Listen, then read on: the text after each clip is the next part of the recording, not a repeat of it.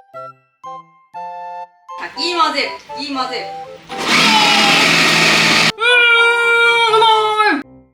はい、こんにちは、インドカリーコです。今日はですね、1時間で本格スパイスカレープレートを作っていこうかなと思います。どんなスパイスカレープレートかっていうと、じゃーん、こんな感じでターメリックライスにチキンカレー3種類の副菜が乗った、いわゆるスパイスカレー屋さんに行ったらこれが食べたいっていうやつを作っていこうかなと思っています。まずですね、お米ですね。お米の準備をしましょう。お米が炊けるのがだいたい1時間弱ぐらいなので、お米を炊く間にカレーと副菜3種類を作っていくっていう感じですね。早速作っていこうかなと思います。まず、お米はですね、はい、研いでいただいて、普通の日本米です。お水を減らすことなくいつも通り入れてください。そしたらここにですね、ターメリックを入れていきます。小さじ4分の1杯ですね。ポイポイポイで、よーく混ぜてあげてください。ダマがなければ全然 OK。 ほい、こんな感じで入れてあげたら、はい、炊飯器にセットします。白米モードでスタートしました。50分後に炊き上がるそうです。じゃあ次はカレーを作っていこうと思います。カレーの材料は、はい、玉ねぎ、トマト、にんにく、生姜、はい、いつもの4点セットですね。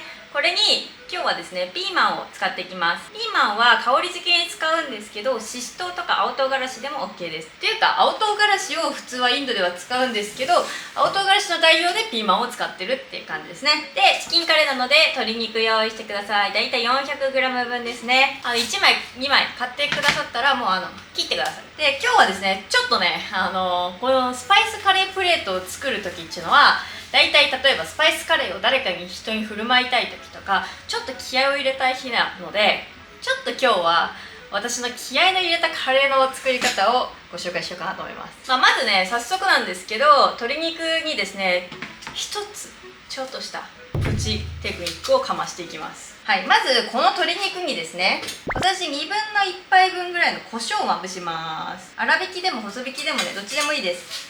で、これをね、ちょっと軽くね、揉み込みます。で、ついでにお塩も少し、いっぱい入れるとしょっぱくなっちゃうので4分の1杯ぐらいで OK です。これ胡椒をここにまぶす理由っていうのは、鶏肉の表面に胡椒がくっつくのね。で、それを後でカレーに入れた時に食べると、鶏肉に胡椒くっついたまま煮込まれるんですね。カレーにも後々そのパウダースパイスって言って粉のスパイスを入れるんだけど、その時に胡椒を入れるよりも鶏肉に最初にまぶしてから入れた方が、その鶏肉になんかまぶったスパイシー感、それがめちゃめちゃうまい。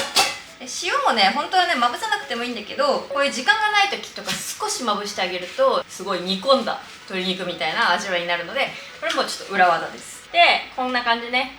肉はこれで終わりでしょ。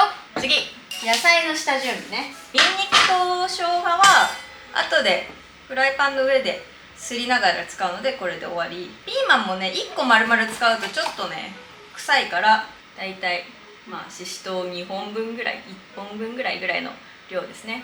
ピーマンは香り付けなので、ちょっと粗みじん切りっていうの、粗みじん切りにしていきます。こんな感じ。はい、ピーマン終わり。次、トマト半分使っていきます。これはだいたいざく切り、適当にざく切り。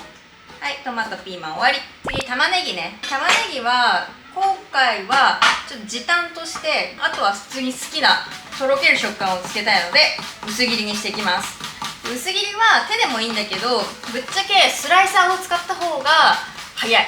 玉ねぎはね、2分の1個だったんだけど、ちょっと大きい2分の1個だったから、測ってみたら 200g ぐらいでしたね。だからちっちゃい玉ねぎだと1個分ぐらいですね。ちょっとここの残った玉ねぎの方は手で細かくスライスにしていきます。ほい、これで、玉ねぎのスライスは終わり。今のところ6分経過しております。じゃあ早速これを炒めてまいりましょう。まずですね、フライパンに油を引きます。大さじ1杯ぐらいで、今日は一応おもてなしにも使えるようにめっちゃ美味しいカレーの作り方をご紹介します。めっちゃ美味しいのでちょっとスパイスを多く使うんですけど、省略できるものは言うので、ないものは省略してください。はい、早速省略できるものですまず、私がいつも使ってるスパイスねは、カルダモン5粒、クローブ5粒、シナモン5センチ、555のセット、八角を入れていこうかなと思います。八角1個、あとねブラウンカルダモンね、スモーキーな香りがするんだけど、これを加えていきます。で全部持ってなかったら全部省略しても OK で、ちょっとね軽くね油ぎねしてあげて、傾けながら油ぎねしてあげると、こんな感じでねじわじわじわじわってしていきます。カルダモンが膨らんできたなと思ったら玉ねぎ入れます。全部ポイポイポイしてあげたら、こっから炒めていきます。この時はね結構ね強めで大丈夫です。まずこれで、玉ねぎがこうしんなりするまで 3,4 分炒めていきます。4分ぐらいするとですね、ちょっとね玉ねぎがもうだいぶ茶色くなってます。でこの段階でニンニクと生姜をすりおろして入れていこうかなと思います。チューブでも全然代用はできます。パンパンパン。生姜の一かきはね、だいたいニンニクと同じぐらいかな。小さじ1杯分ぐらい適当にすっちゃって大丈夫です。パンパンパン。で同じタイミングでピーマンも入れていきます。ピーマンも入れてあげたら、これをかき混ぜます。で、ニンニクと生姜とピーマンをちょっと後から入れてあげることで、中で少し風味が残るんですよね。今日も玉ねぎ炒めて、あとプラス 2,3 分炒めるかなっていうタイミングでニンニク生姜とピーマンを入れてます。でもね、だいぶ玉ねぎの炒めの色が濃くなってきたので、プラス2分ぐらい炒めていこうかなと思います。もうね、だいぶ茶色くなりましたね。そしたらトマトを入れていきます。ドスン。やっぱね、薄切り玉ねぎは炒まるのが早いですね。完璧で、トマトは最初のうち元気なんだけど、少しずつこういう風にね潰していくとグターってなってきます。グターってなってきたら潰すようにしてしっかり炒めてあげます。大体2分ぐらいなんですけど、このトマトの実がね完全に潰れて見えなくなるぐらいまで炒めてあげると美味しくなります。最近トマト安くなってきたので、ミニトマトでも全然代用ができますね。トマトが高いとねしんどい、家計がしんどい。でちょっとねだんだんねこのトマトがねクターってしてくると、水分もなくなってきて焦げやすくなるので、ちょっとね弱火にしてます。そしたらここの次にですね、もう終わりだ。早いな、1時間とか余裕だった。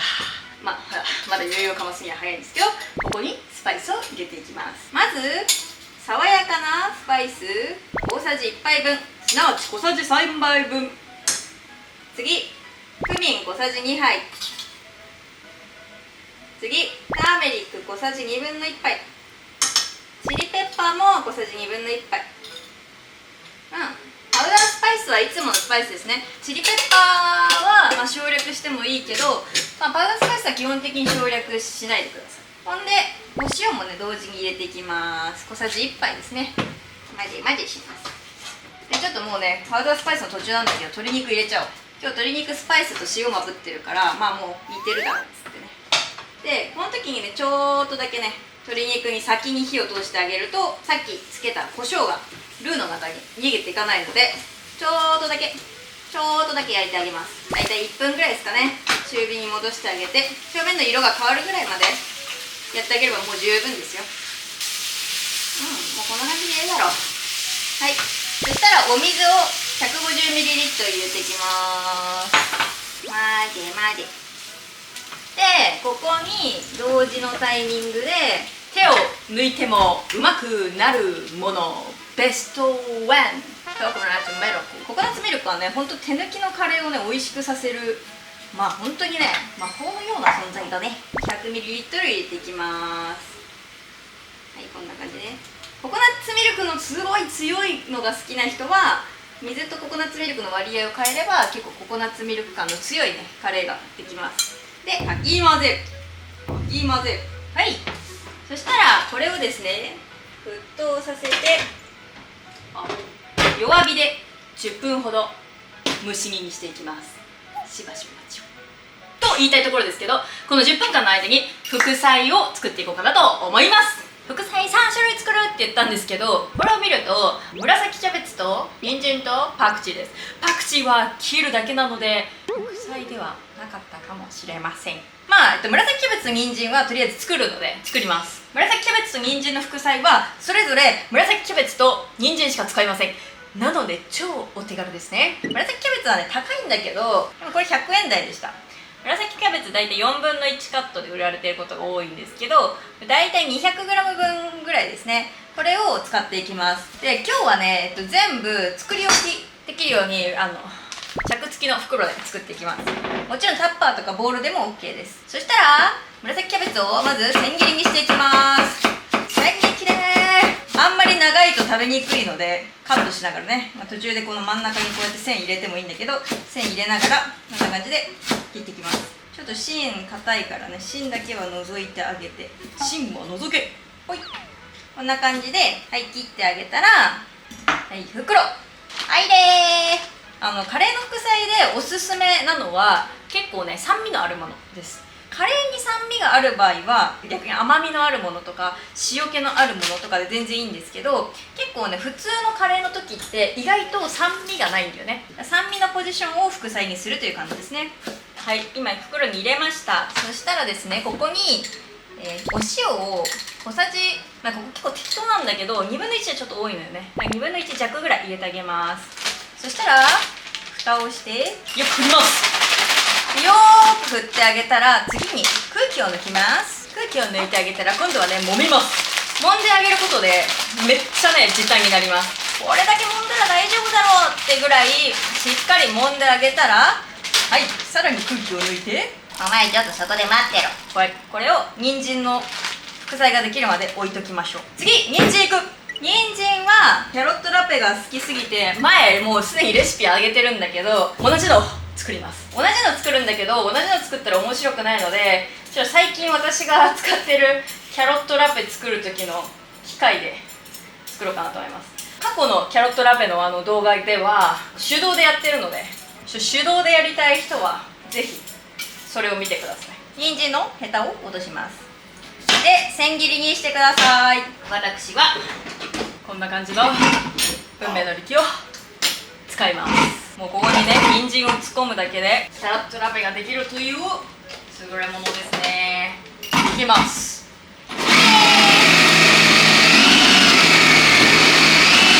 やばくない？もうマジキャロットラペ好きな人全員買った方がいい。これもうだってさ、